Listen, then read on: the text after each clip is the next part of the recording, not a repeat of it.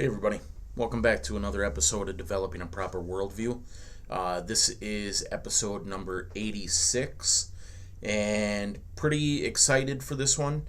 We're going to be jumping into Endgame, which is, if I remember correctly, it's very good. It's a well produced, extremely informational documentary, and so it should be very beneficial for us to watch. It's basically like the name says, Endgame. It's telling like what's the goal of this beast system we've been looking into. What's the culmination of it? What do they hope to achieve? Why are they doing these things? Why do our politicians call for a new world order? Why are there geopolitical movements towards one world government? Why are things like NAFTA and the UN and NATO and the CFR and Bilderberg and Trilateral and the Club of Rome and the Royal Institute of Affairs?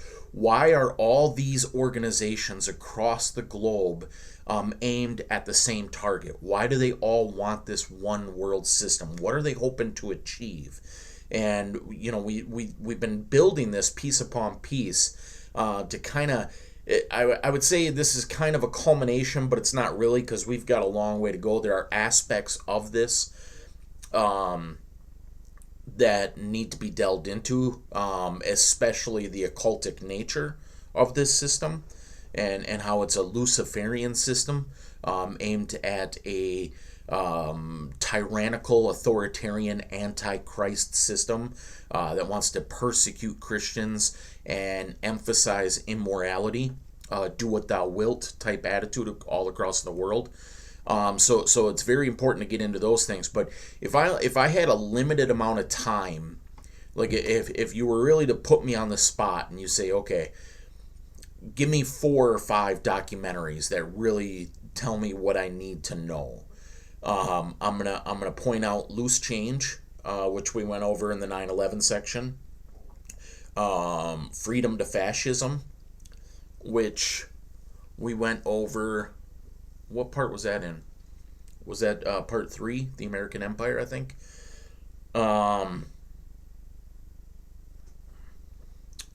Let's see. I would probably point out Exposing the Illuminati from Within, which is something we're going to get to down the line. That's going to be in our occult section. And this one probably Endgame would be, if I had to give you the 4 or 5, those are 4 right there off the top of my head that I would really want you to look into. So this is a monumental documentary, very important. As always, I do want to preface this by saying, if you just are catching this randomly, if you haven't followed along in the series, please go back and watch these in order. It's really going to be confusing to jump into the middle of a subject. I liken it to math. You have to learn addition and subtraction and multiplication, and then you progress onto things like geometry and algebra, and then you progress onto things like trig and calculus and things like that. You can't just jump into trigonometry or calculus without having those foundational bricks laid. And that's what we've been doing in our series, is laying those bricks so that things make sense, so that when you hear something that seems extreme or fanatical, in light of the context of what we've already learned, it makes sense. And so it's really important that you have those foundations laid.